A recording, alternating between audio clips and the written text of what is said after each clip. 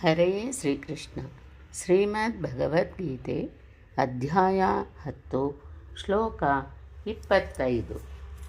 ಮಹರ್ಷೀಣಾಂ ಭೃಗುರಹಂ ಗಿರಾಮಸ್ಮ್ಯೇಕಮಕ್ಷರಂ ಯಜ್ಞಾನಾಂ ಜಪಯಜ್ಞೋಸ್ಮಿ ಸ್ಥಾವರಾಣಾಂ ಹಿಮಾಲಯಃ.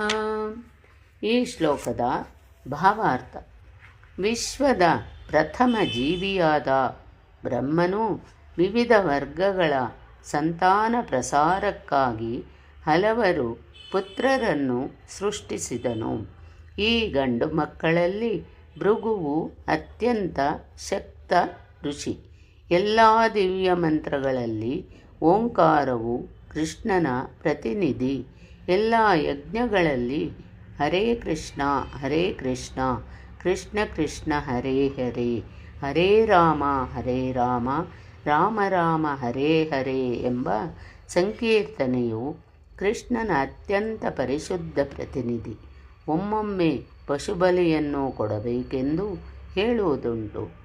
ಆದರೆ ಹರೇ ಕೃಷ್ಣ ಯಜ್ಞದಲ್ಲಿ ಹಿಂಸೆಯ ಪ್ರಶ್ನೆಯೇ ಇಲ್ಲ.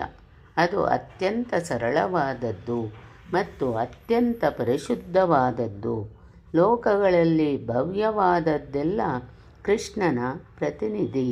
ಆದುದರಿಂದ ಪ್ರಪಂಚದಲ್ಲಿ ಅತಿ ದೊಡ್ಡ ಪರ್ವತವಾದ ಹಿಮಾಲಯವು ಅವನ ಪ್ರತಿನಿಧಿ. ಹಿಂದಿನ ಶ್ಲೋಕದಲ್ಲಿ ಮೇರು ಪರ್ವತವನ್ನು ಹೆಸರಿಸಲಾಗಿತ್ತು. ಆದರೆ ಮೇರುವು ಒಮ್ಮೊಮ್ಮೆ ಚಲಿಸುತ್ತದೆ. ಹಿಮಾಲಯವು ಮೇರು ಪರ್ವತಕ್ಕಿಂತ ಶ್ರೇಷ್ಠವಾದದ್ದು.